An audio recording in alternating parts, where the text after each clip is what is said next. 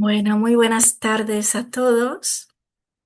Hoy, bueno, seguimos, ¿no? Con este capítulo que iniciamos la semana pasada, el capítulo 6 del cielo y el infierno.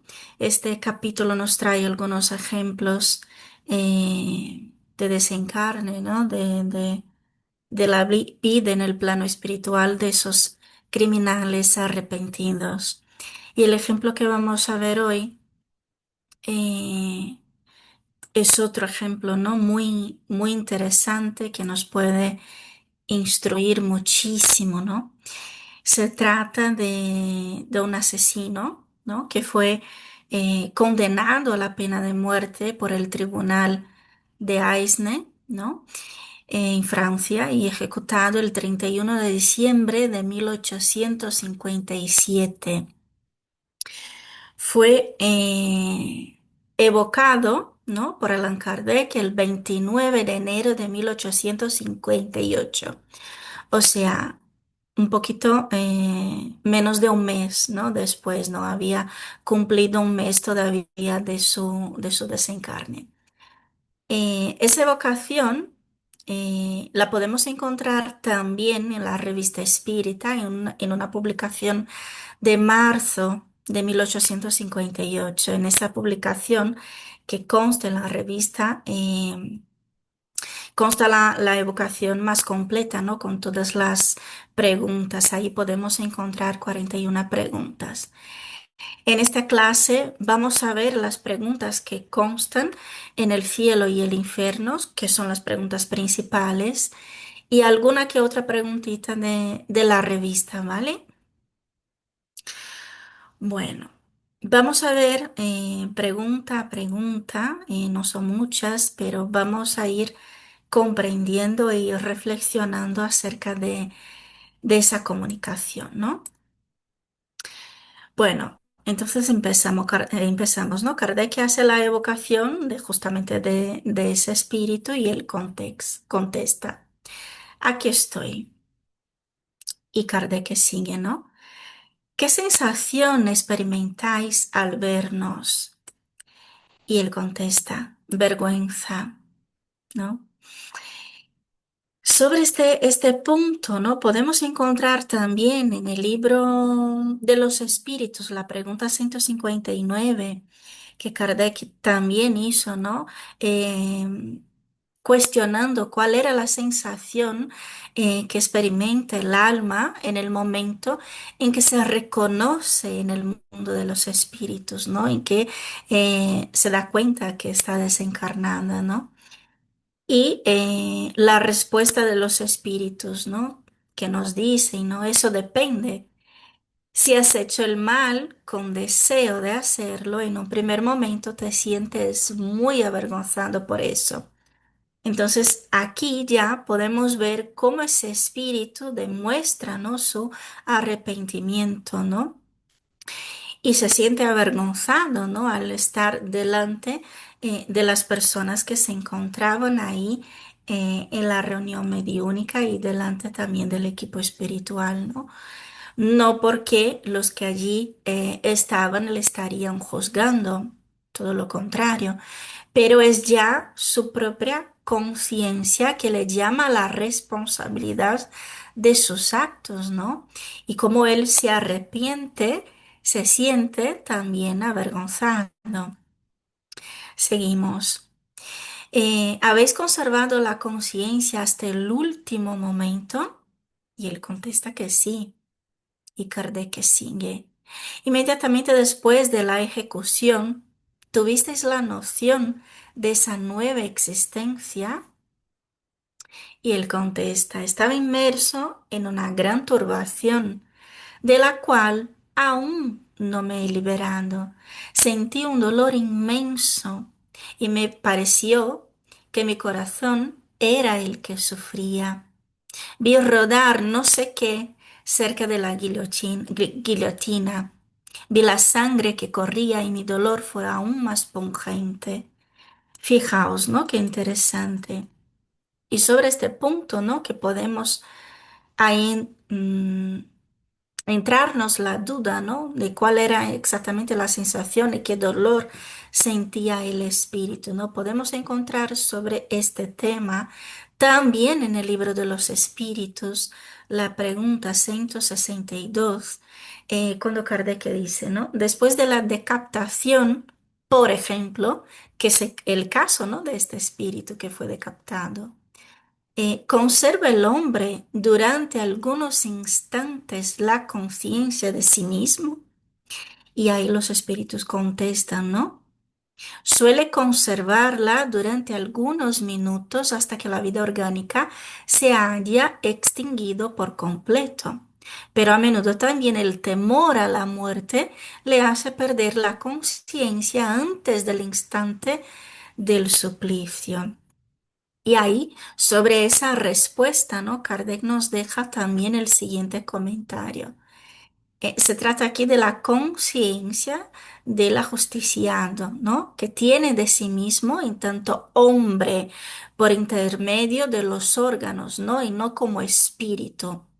Así pues, si no perdió esa conciencia antes del suplicio, puede conservarla algunos instantes, pero que son muy breves y cesa necesariamente con la vida orgánica del cerebro. O sea, son como algunos segundos, ¿no?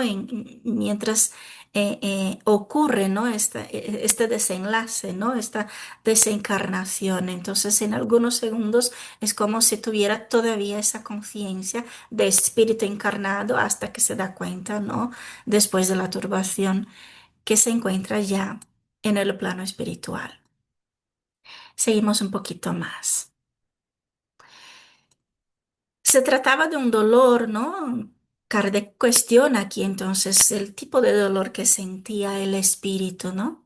Se trataba de un dolor puramente físico, análogo al que resultaría de una herida grave, de la amputación de un miembro, por ejemplo. Y el espíritu contesta, ¿no? No, imaginás un remordimiento, un gran dolor moral. O sea, le parece más fuerte todavía que un dolor físico, ¿no? Y también sobre esa cuestión podemos encontrar en el libro de los espíritus, pregunta 255, ¿no? Y que Kardec pregunta, ¿no? Cuando un espíritu dice que sufre, ¿qué clase de padecimiento experimenta? Y ahí los espíritus le contestan, ¿no? Angustias morales que lo atormentan más dolorosamente que los padecimientos físicos, ¿no? Es un dolor aún más grande, ¿no? Que un dolor físico. Y Kardec entonces sigue, ¿no? Preguntando, cuestionando este espíritu. ¿Cuándo habéis comenzado a sentir ese dolor? A partir del momento en que quedé libre. Es decir, en el momento de su muerte, ¿no? De su desencarne, en ese proceso justo de su desencarne, es cuando empezó ya ese dolor moral, ¿no? ¿Quién sentía entonces, ¿no? El dolor físico del suplicio, el cuerpo o el espíritu? Y él contesta, el dolor moral estaba en mi espíritu. El cuerpo sentía el dolor físico. No obstante, el espíritu, ya desligado, aún sentía un reflejo del dolor físico. Fijaos qué interesante, ¿no? Aquí podemos notar que a pesar de que es, ¿no? Un espíritu muy inferior en moralidad, es a la vez un espíritu que tiene un cierto grado de conocimiento, ¿no? Mismo porque la evocación se dio menos de un mes después de su desencarne, ¿no? O sea, sin tiempo suficiente, creo yo, para que pudiera asimilar toda esa información. Entonces, él tiene una cierta noción de lo que le estaba ocurriendo en ese momento. Vamos a abrir aquí un paréntesis para ver una explicación de Kardec sobre ese punto, ¿no? Sobre el dolor. Y este apartado, ¿no? Podemos encontrar en el cielo y el infierno mismo, en la segunda parte, en el capítulo 1, que habla de la transición, donde Kardec entonces nos dice lo siguiente: la extinción de la vida orgánica hace que el alma se separe del cuerpo debido a la ruptura del lazo fluídico que los unía. Con todo, esa separación nunca es brusca. El fluido perispiritual se desprende poco a poco de los órganos, de manera que la separación llega a ser completa y absoluta cuando no queda ni un átomo del perispíritu unido a una molécula del cuerpo. O sea, es un proceso paulatino, ¿no? Que va muy despacio, poco a poco. Esa sensación dolorosa que experimenta el alma en el momento de la muerte depende de la suma de los puntos de contacto que existen entre el cuerpo y el perispíritu, así como del grado de dificultad y lentitud que presenta la separación, ¿no? Y vamos a ver eh, por qué puede darse, ¿no? Esa lentitud que puede variar según el tipo de muerte, según el tipo de espíritu, ¿no? Así pues, debemos aceptar que conforme a las circunstancias, la muerte puede ser más o menos penosa, ¿no? Entonces el espíritu estaba en lo correcto, ¿no? Cuando decía que sentía como si fuera un reflejo, ¿no? De lo que padecía el cuerpo físico, ¿no? En sus palabras era como él entendía. Y sigue Kardec.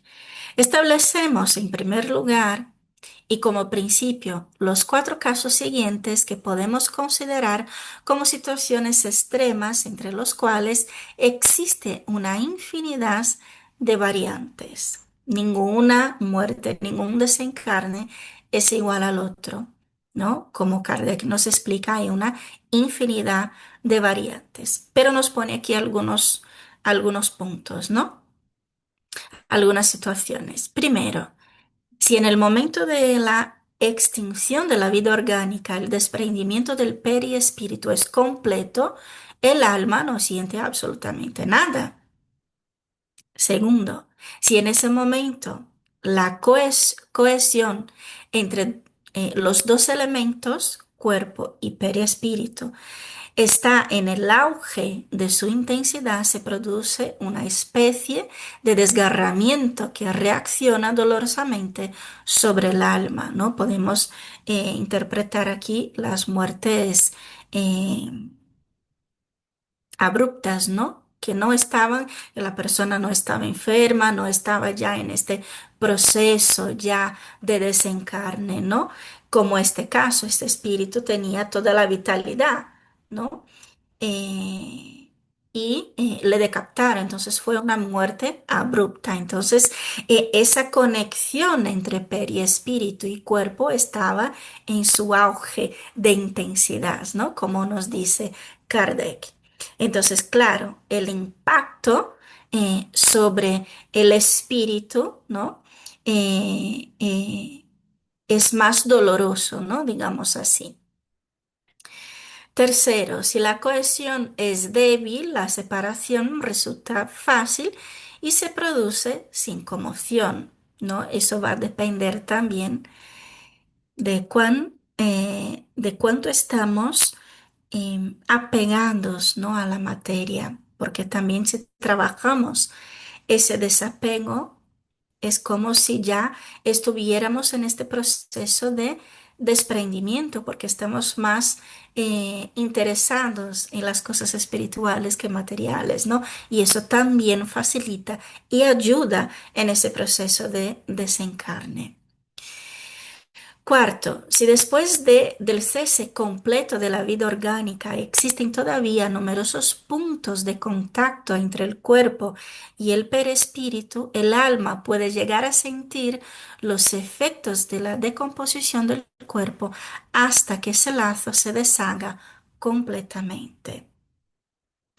De ahí resulta que el sufrimiento que acompaña a la muerte está subordinado a la fuerza de cohesión que une el cuerpo con el perispíritu, que todo lo que pueda contribuir a la disminución de esa fuerza y a la rapidez del desprendimiento hace que la transición sea menos dolorosa.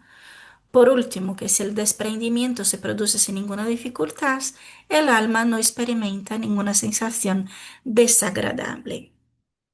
Ese tipo de dolor no es el dolor que, que sentimos, ¿no? Aquí en la materia, ¿no? Es un dolor diferente. No me imagino hasta porque el espíritu no está encarnado, ya está desencarnado, aunque todavía tenga, ¿no? Estos puntos de contacto. Entonces siente como si fuera exactamente eso, como si fuera un reflejo, ¿no? De estos padecimientos.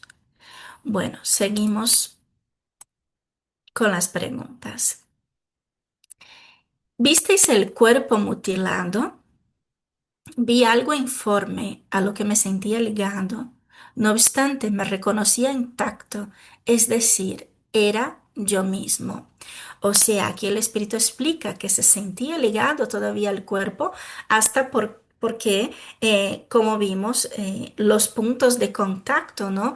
del perispíritu con el cuerpo estaban ahí todavía, porque fue una muerte abrupta, ¿no? De repente. Entonces, él tenía esa sensación de unión, ¿no? Entre comillas, todavía. Pero a la vez se veía, porque veía que su cuerpo estaba allí decapitado ya, pero él se veía intacto, ¿no? Y sigue. ¿Qué impresión os causó esa visión? Estaba embargado por el dolor, me sentía inmerso en él. O sea, ahí se le juntaba todo, ¿no? Ese reflejo, ¿no? Esa turbación, ese dolor moral que ya empezaba a sentir también. Es verdad que el cuerpo vive todavía durante algunos instantes después de la decapitación y que quien está sometido a ese suplicio tiene conciencia de sus ideas. Y él contesta, el espíritu se retira de a poco. Cuanto más lo retienen los lazos de la materia, menos rápida es la separación. Vemos aquí, ¿no? Una prueba más de sus conocimientos, ¿no? Acerca de cómo se opera la separación del alma y del cuerpo. Tiene por lo menos alguna noción, ¿no? Y puede con eso entender, ¿no? Su dolor y su sufrimiento. Se dice que se han observado expresiones de cólera y movimientos en la fisionomía de algunos decapitados como si quisieran hablar. ¿Será eso efecto de contracciones nerviosas o de un acto de la voluntad?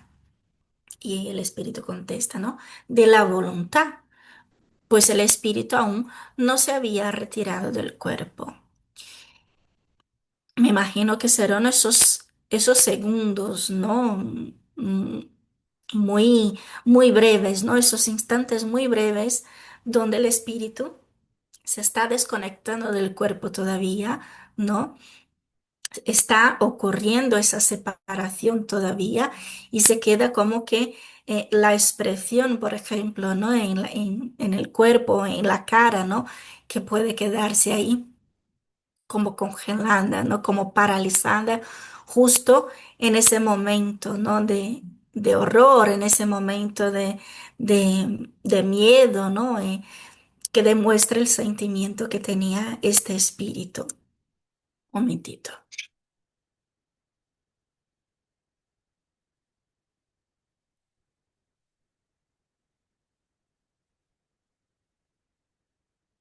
Entonces, eh, en esos segundos de separación, porque una vez ya eh, constatada, ¿no? La muerte, el desencarne, no, no hay como el espíritu, pues influenciar en el cuerpo ya sin vida.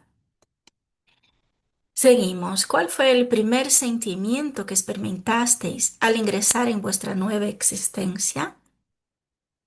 Un sufrimiento intolerable, una especie de remordimiento punzante cuya causa ignoraba. ¿Os habéis reunido con vuestros cómplices ejecutados conjuntamente con vos? Sí, para nuestra desgracia. El hecho de vernos constituye un suplicio continuo, pues cada uno acusa al otro por el crimen cometido, ¿no? Entonces se le junta todo también y vamos a ver que para él empeora un poquito más. Y Kardec pregunta, ¿no? ¿Habéis encontrado vuestras víctimas? Las veo. Son felices, me persiguen con sus miradas. Siento que penetran todo mi ser y es en vano que intente huir de ellas. Entonces se le junta el arrepentimiento, el dolor moral, eh, verse, ¿no? Con sus cómplices, ver a sus víctimas, eh, que por lo que vemos eran espíritus ya más elevados, ¿no? En ese sentido, porque no le juzga, no, en fin, tiene una mirada bondadosa para con él. Y entonces todo eso para él es un sufrimiento muy grande.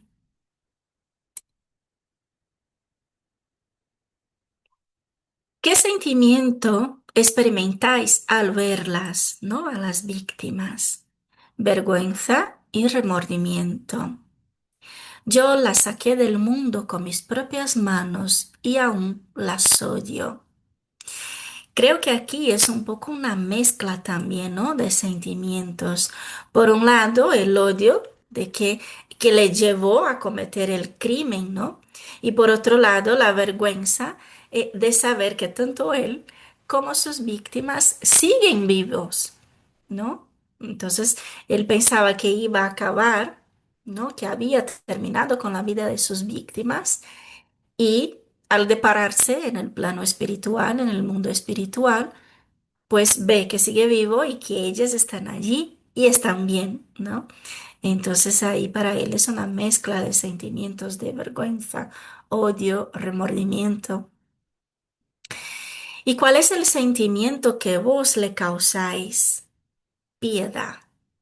Fijaos, ¿no? Que las víctimas son espíritus ya más evolucionados que él, ¿no? Porque no sienten odio, no quieren vengarse, sienten piedad, ¿no? Y eso le constrange más, ¿no? Le hace sentir más vergüenza todavía. ¿Acaso siente odio o deseos de venganza? Dice, no, hacen votos para que me llegue la expiación. No podéis imaginar el suplicio terrible que significa deberle tanto a quienes odiamos. O sea, una persona que, ¿no? Que hizo mal a otra, que mató a otra persona y encima cuenta con su piedad, ¿no? Con su piedad, con su deseo de que le llegue otra oportunidad para reparar, ¿no? Esa falta. ¿Lamentáis haber perdido la vida terrenal? Lo único que lamento son mis crímenes. Si lo ocurrido aún dependiese de mí, no volvería a sucumbir. Seguimos. Aquí vamos a introducir una pregunta de la revista Espírita que no está en el cielo y el infierno, ¿no? ¿Cómo has sido conducido a la vida criminal que has llevado? Y dice, escucha, me he creído fuerte, he elegido una ruda prueba y he cedido a las tentaciones del mal. Fijaos, ¿no? Él mismo había elegido ese tipo de prueba, ¿no? Creyó que ese tipo de prueba que es de estar, de reencarnar en un ambiente, una familia quizá, ¿no? Poco favorable para que pudiera evitar, ¿no? Caer una vez más en ese tipo de fallo. El que creyó, ¿no? Que podría evitar caer en la misma falta de antes, pero no lo consiguió. ¿La inclinación al mal estaba en vuestra naturaleza o recibisteis la influencia del medio en que vivíais? Dijo, la inclinación al crimen estaba en mi propia naturaleza, dado que yo era un espíritu inferior. Quise elevarme rápidamente, pero pedí más de lo que mis fuerzas podían soportar. Me consideré fuerte, de modo que elegí una prueba ardua, pero acabé por ceder a las tentaciones del mal. ¿Eso por qué no? Cuando el espíritu tiene más clareza, ¿no? Porque está en el plano espiritual, tiene más clareza que cuando está en la materia, que cuando está encarnado, ¿no? Más clareza de las cosas. Y ahí es cuando puede ver más allá, ¿no? Y siente el deseo de avanzar más rápidamente. Pero al encarnar, pierde parte de esa percepción y algunas veces se le hace más difícil, ¿no? El camino y se le hace más difícil la prueba, que fue lo que pasó con él. Y sobre este punto, también podemos encontrar en el libro de los espíritus la pregunta 258 que Kardec pregunta, ¿no? En el estado errante, ¿qué es el estado errante, no? El espíritu que está en espera de una próxima reencarnación, ¿no? Está en el plano espiritual. Entonces, en ese estado errante, antes de comenzar una nueva existencia corporal, ¿tiene el espíritu conciencia y previsión de lo que habrá de sucederle durante la vida? Y la respuesta de los espíritus, ¿no? Él mismo escoge la clase de pruebas que quiere sufrir. En eso consiste su libre albedrío, ¿no? Que es ese caso. Fue su voluntad, la voluntad de ese espíritu, estar en un medio eh, que le que le favoreciera, entre comillas, ¿no? Que sería una tentación para él volver a cometer esa falta, pero él, antes de encarnar, creyó que sería fuerte lo suficiente para evitar cometer los mismos errores, ¿no? La próxima pregunta, si hubieses recibido buenos principios a través de la educación, ¿os habríais desviado de la senda del crimen? Sí, pero yo ya había escogido la condición en que nací. Y ahí tenemos otra pregunta del libro de los espíritus, la 260, ¿no? Que Kardec muy inteligentemente pregunta, ¿cómo es posible que el espíritu que quiera nacer que un espíritu quiera nacer, ¿no? Entre personas de mala vida? ¿Cómo es posible elegir ese tipo de prueba, ¿no? Ese tipo de condición. Y contestan los espíritus, es preciso que sea enviado a un medio en el que pueda sufrir la prueba que ha pedido. Así es. Tiene que haber analogía. Para luchar contra el instinto de la delincuencia es necesario que el espíritu se encuentre entre personas de esa clase, ¿no? Tiene que estar en contacto con eso para probar si realmente ha aprendido, ha superado, ¿no? Este punto, ¿no? Esta debilidad.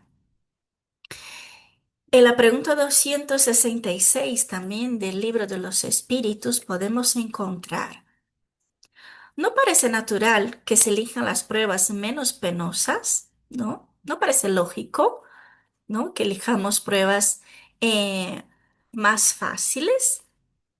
Y los espíritus contestan, a vosotros sí, os parece natural, al espíritu no, ¿no? Porque como os he comentado, cuando este espíritu se encuentra en el plano espiritual, pues tiene ya una clareza diferente, ve las cosas más allá, ¿no? De lo que vemos nosotros aquí mientras estamos encarnados. Por eso elige ese tipo de prueba.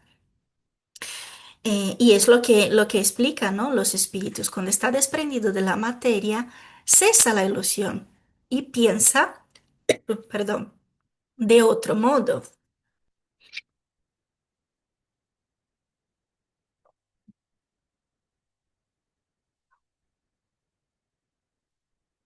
Seguimos un poquito más.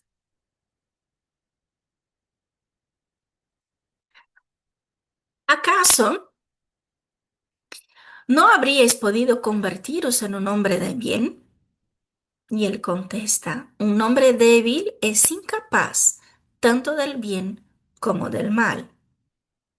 Tal vez hubiese podido corregir en la vida el mal característico de mi naturaleza, pero nunca elevarme hasta practicar el bien. Podemos ver aquí cómo reconoce, ¿no? Sus imperfecciones, ¿no? Cómo sabe eh, cuáles son sus debilidades todavía. Y seguimos, ¿no? Cuando estabais encarnado, ¿creíais en Dios? Y él contesta, no. Sin embargo, dicen que en los últimos momentos os arrepentisteis. ¿Es eso verdad? Yo creía en un Dios vengativo. Era natural que temiera a su justicia. O sea, no es que en el último momento él se arrepintió de sus crímenes y pasó a creer en Dios, ¿no? Lo que, como él mismo explica, ¿no? Como tenía la conciencia de sus crímenes, temía las consecuencias, ¿no? Por creer que Dios le castigaría. En ese momento, vuestro arrepentimiento es más sincero. Y él dice, oh, veo lo que he hecho. Entonces, en ese momento, pasado ya, ¿no? Un tiempo, aunque sea un tiempo corto, pero tiene ya más conciencia de sus actos, ¿no? Y ahora sí viene el arrepentimiento. ¿Qué pensáis de Dios ahora? Y él contesta, lo percibo, pero no lo comprendo.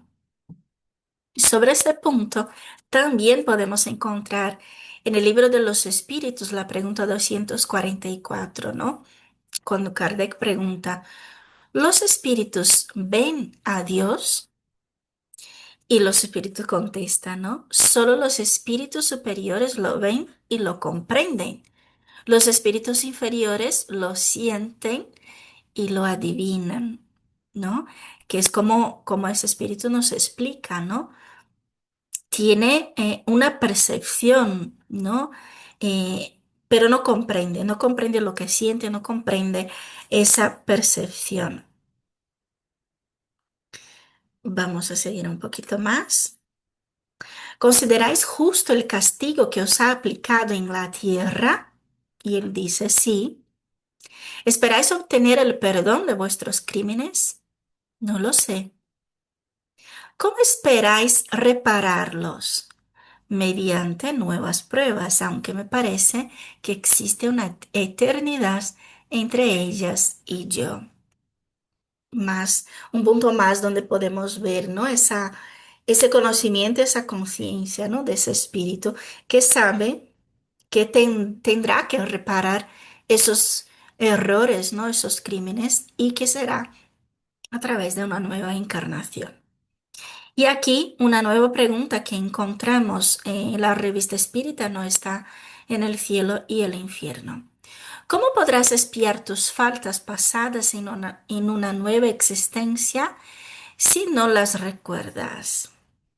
Y él contesta, tendré la intuición de las mismas. Y también aquí traigo otra pregunta, ¿no? Otro punto de explicación que podemos encontrar en el libro de los espíritus sobre esa cuestión. En la pregunta 230, ¿progresa el espíritu en estado errante? Puede mejorar mucho, siempre según su voluntad y su deseo. No obstante, en la existencia corporal es donde pone en práctica las nuevas ideas que ha adquirido, ¿no? Justamente eso de lo que habla el espíritu, ¿no? Tiene que poner en práctica en una nueva existencia, tiene que corregir esos errores en una nueva encarnación.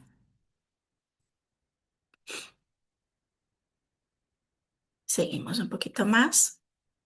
¿Dónde estáis ahora? Dice, estoy en mi sufrimiento.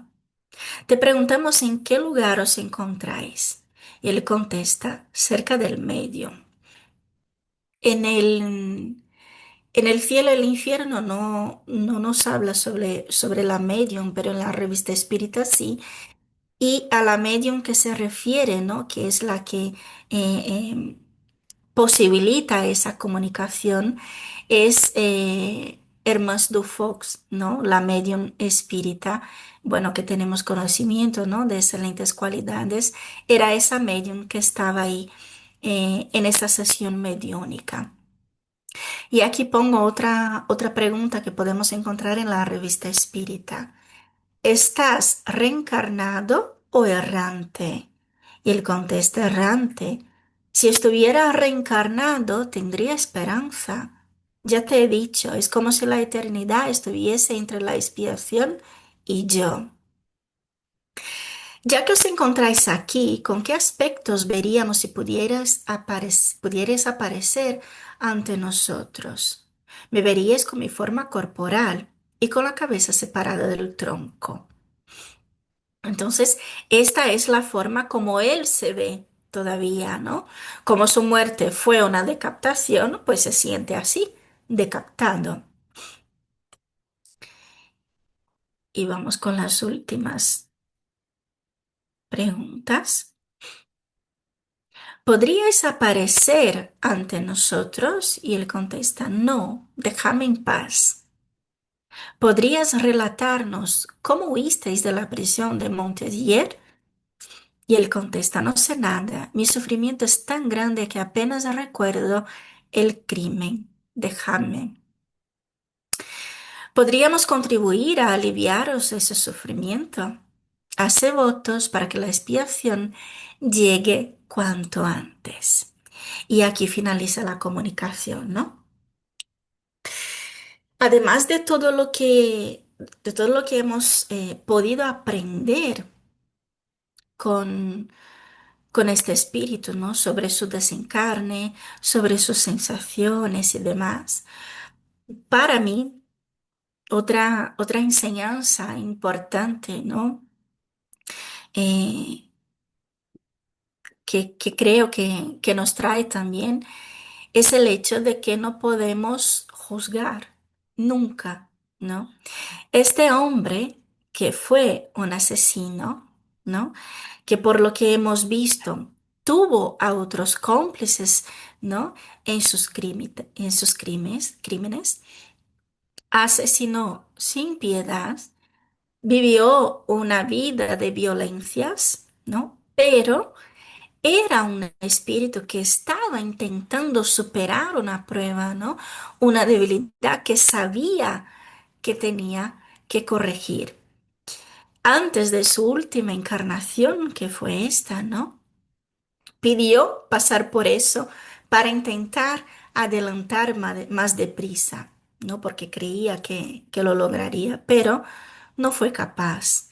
Y tiene esa conciencia, ¿no?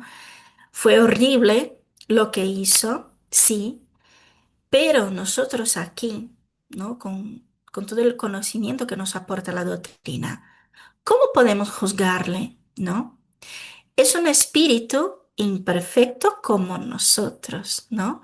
Que está intentando redimir esos errores, ¿no? Y que además, como vemos en la comunicación, desea más que nada volver a la vida material cuanto antes para tener otra oportunidad de corregir justamente esos errores, ¿no? Corregir sus fallas lo más pronto posible.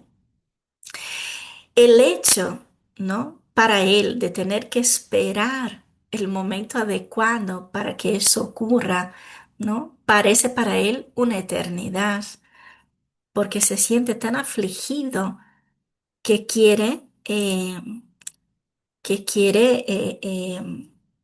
rescatar, ¿no?